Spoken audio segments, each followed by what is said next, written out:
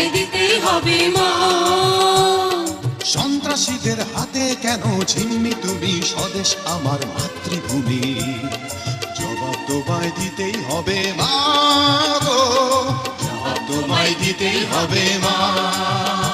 কেন বিদ্যালয়ে পড়ছে বোমা, এই কি পেলাম শিক্ষা ও মা।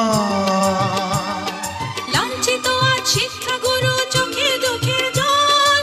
ও মা, ৭১ মা জননী, কোথায় তোমার মুক্তি সেনার দল। ৭১ মা জননী,